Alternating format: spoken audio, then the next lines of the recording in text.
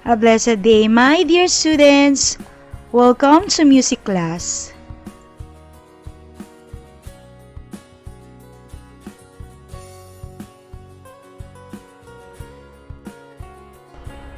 The topic for 4th quarter Music 7 is all about Philippine festivals and theatrical forms. Let us identify the content standard.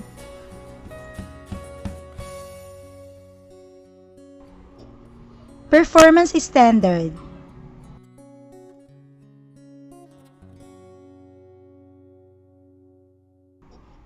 And most essential learning competencies.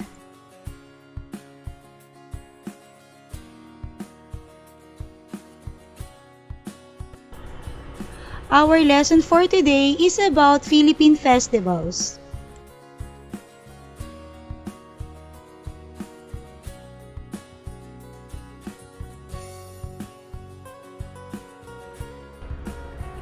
Festivals are delightful events for the Filipinos, since we are art-loving and fun-loving people.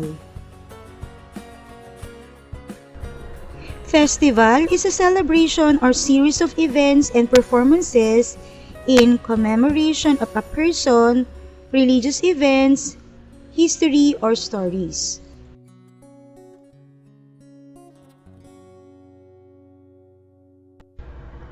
For your listening activity, listen to the link below entitled Bread and Flower Festival. This music was used by Valenzuela City School of Mathematics and Science. After that, you have to answer the following. Why music is important in festivals? And what are the instruments you heard?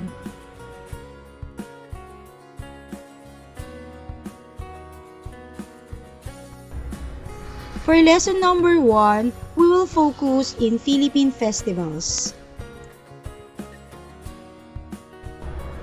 Philippine festivals are town fiestas celebrating moments in history that define identity, polity, and locality. Celebration of the arts and culture, albeit made central to these festivities, only comes as a textures instead of text in the whole exercise of the festivals.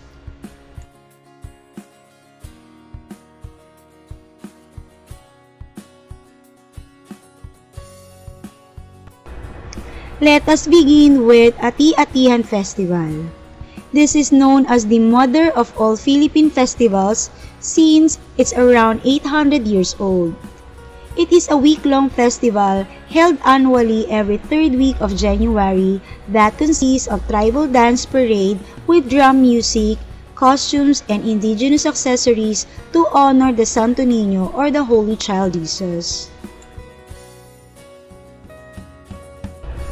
It is known as the wildest of the Philippine festivals, which means make-believe atis, wherein participants portray the native Kalibo Aklan called Ati or Aitas. People cheer and shout Halabira and Viva Santo Niño to encourage enthusiasm and continuous dancing for the duration of the festival.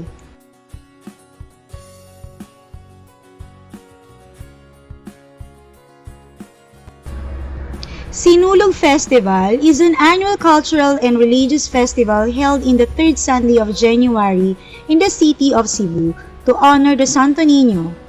It commemorates the Filipino rejection of their former religious view and acceptance of Christianity.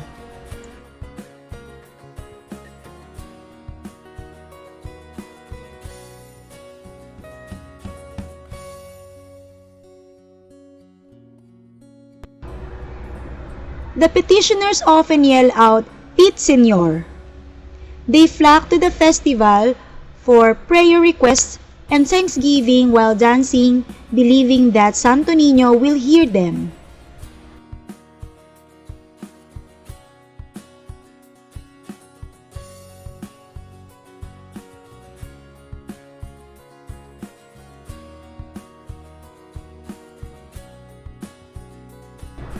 Sublian Festival is an annual celebration on the 23rd day of July, reflecting the Batangueños' commitment and great love to their town's patron, the Holy Cross of Buwan and Agoncillo, and the Santo Niño of Batangas City.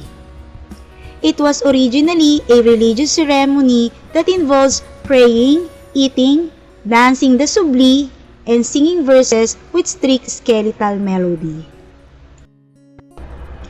This religious commitment was translated to subli, a dance local to Batangas. Traditionally, the subli is performed with chanting and accompanied by drums. Subli came from two words subsob, meaning bending your body forward or downward, and bali or broken.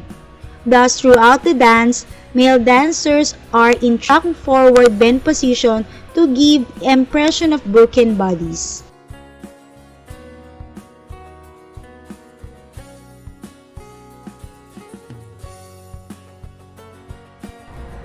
Moriones Festival is a colorful folk religious festival during Holy Week in the island known as the Heart of the Philippines, the island of Marinduque.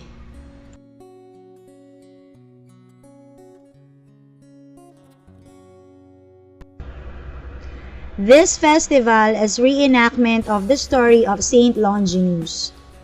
He was the centurion who pierced the side of Jesus Christ and regained his vision after drops of blood and water hit his eyes. He proclaimed the miracle, and because of this, he was punished to great pain and was beheaded under Pontius Pilate's order.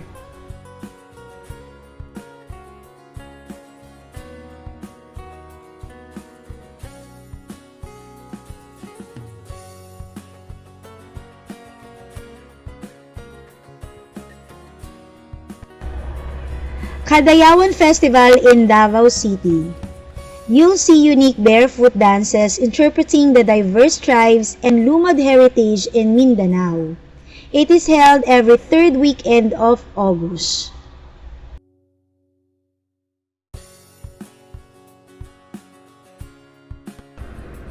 The highlights of the festival are indak-indak sa kadalanang street dancing, floral parade, and parada sa dagat.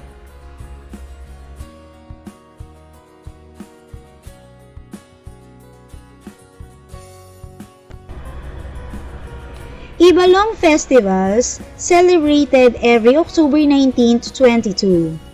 Held in Legazpi City, it is a celebration depicting Bicol's early beginnings as portrayed in the Ibalong epic. It tells about a superheroes Hajong, Batlog, and Oriol, and villains and wild animals that roam in the ancient times.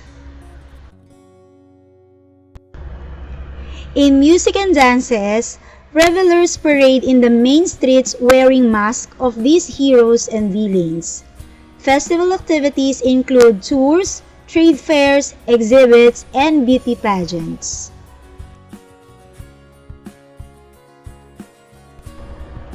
Flores de Mayo or Santa Cruzan, or Flowers of May, in many cities dubbed as the Queen of Philippine Festivals. You'll see children and ladies dressed in white carrying flowers in basket of petals and offer the flowers to the Blessed Virgin Mary. You'll also be awed with seeing creative costumes and floral art. It is held every month of May. Highlights of this event: Santa Cruzan participants dressed as queens and escort. They went through procession.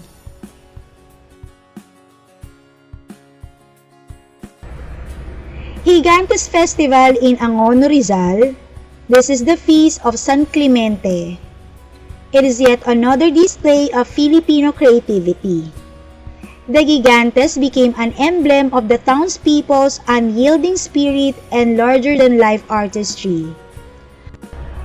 The most awaited part here is when cold water is splashed everywhere during the parade. It is held every 22nd to 23rd of November.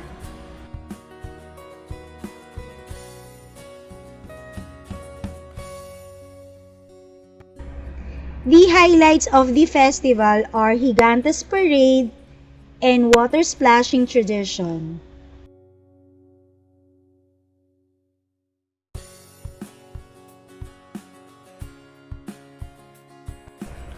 Mascara Festival in Bacolod. As the name suggests, the festival is all about masks from the city of Smile. You need to witness why the city is named such. It is held every fourth Sunday of October.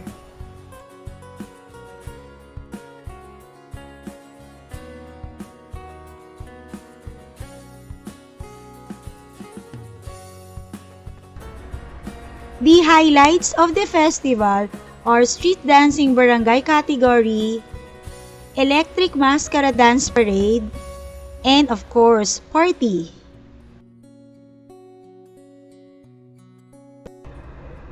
Panagbenga Festival in Baguio City. This is the flower festival. It is a month-long celebration held every February. Your eyes will thank you for seeing the exotic and colorful floral species from Baguio.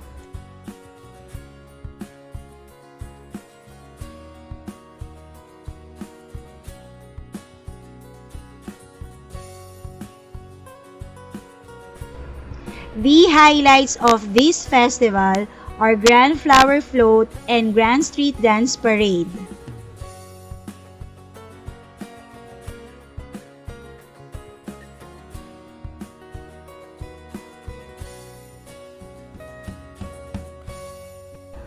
For the next part, you will get to know some examples of rhythmic pattern used for festivals.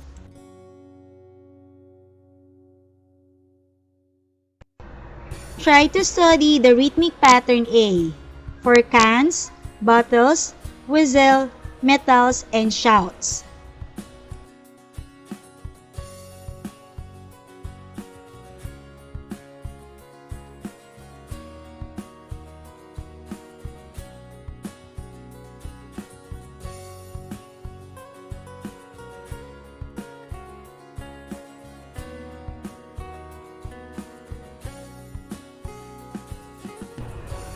Next, try to study the rhythmic pattern B.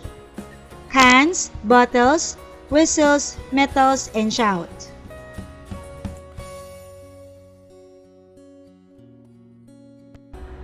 For your performance task, number 1. By using materials that can be found around the house, create your improvised percussion instruments. Next, number 2.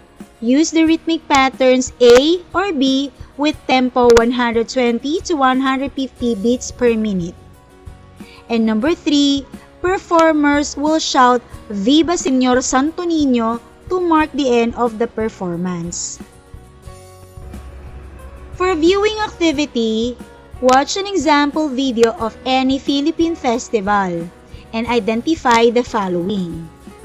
Number 1, name of the festival. Number 2, festival distinguishing characteristics. Number 3, instruments used. Number 4, tempo. Number 5, rhythm. That is the end of my presentation. I hope you learn a lot about Philippine festivals. Here are the references that I've used in doing my presentation. Photos used here are from Canva. Credits to the owners of different photos used per slides. Acknowledgement are underneath each pictures. This has been your teacher, Mrs. Cynthia Soledad S. Aspe. Thank you for watching my video lesson. Before I end, allow me to share something to ponder by Agni Vesh. Spiritually, life is a festival, a celebration. Joy is the essence of life. Keep safe always.